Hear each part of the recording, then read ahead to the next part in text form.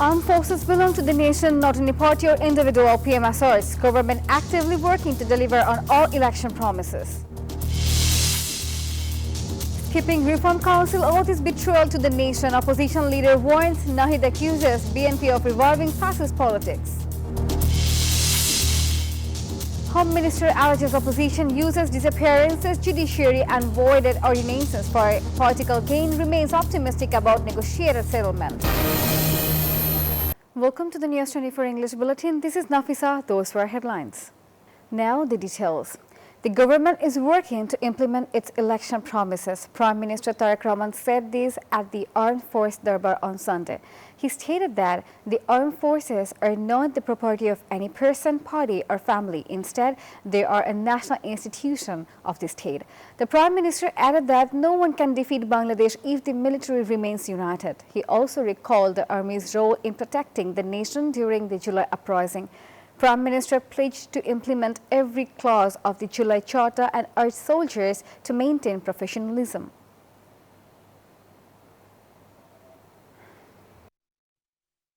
Opposition leaders have accused the BNP of attempting to establish one-party fascist rule.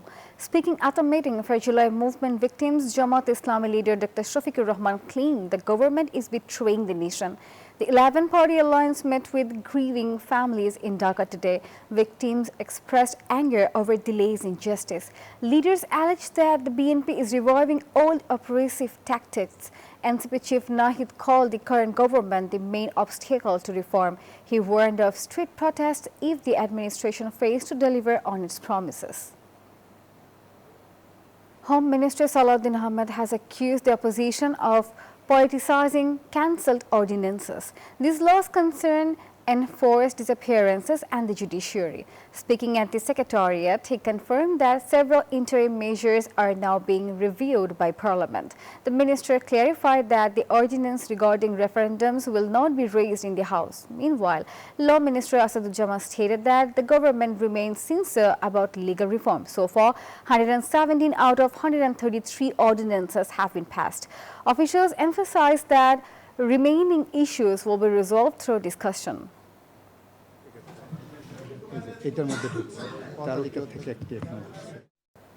Former Speaker Shirin Sharmin Chaudhary has been granted bail in a murder attempt case linked to the July movement. A Dhaka court approved her bail on Sunday. The additional Chief Metropolitan Magistrate granted bail on a bond of 50,000 taka. Defense lawyers moved the application. The court rejected remand and sent her to jail after her arrest on April 7 by detective police. She was produced before court after investigation.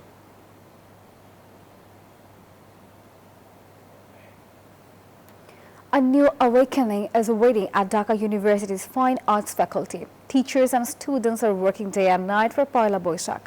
A joint roster motif will lead the rally. It symbolizes the end of darkness. A large dotara has also been built. It protests attacks on Baul musicians. The dean said the celebration promotes unity and democracy. The rally is not just a one-day event. It's a cultural fight against today's injustices. The new Bengali year 1433 begins on Tuesday.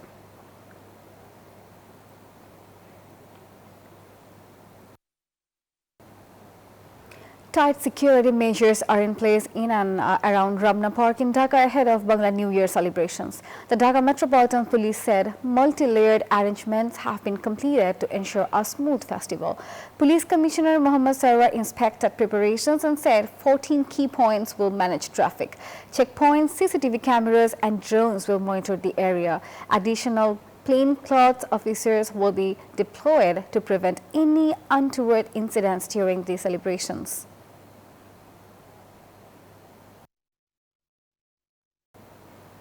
The Biju festival has begun in the hill districts. 11 ethnic groups speaking 10 languages are celebrating.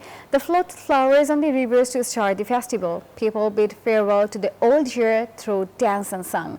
They then welcome the new year. They prayed for the well-being of their families, the nation and the country. Chirong Hill Tract Affairs Minister Dipen Dewan attended the event. He assured that there will be no discrimination between the hills and the plains. Prime Minister's advisor Mahdi Amin said the Malaysian labour market will soon reopen for Bangladeshi workers. Speaking at the Secretariat today, he shared positive outcomes from his recent 3-day diplomatic mission to Kuala Lumpur. The government is committed to a transparent recruitment process to ensure low-cost migration. Mahdi Amin emphasized that the administration will dismantle existing syndicates that exploit workers. He confirmed that Malaysian authorities are eager to strengthen bilateral ties. Both nations are now working on a fair and ethical framework for manpower export. This move is expected to significantly boost remittances and provide safe employment for thousands of citizens.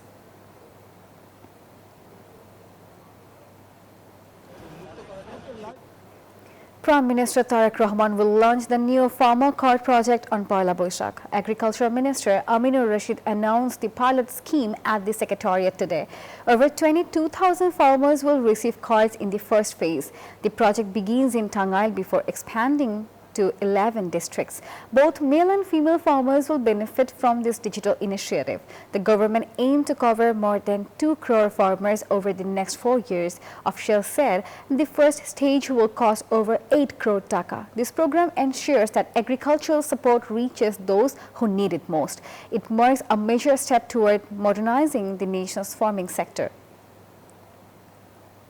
And that's all from the newsroom today. Thank you for watching News24. Please stay with us.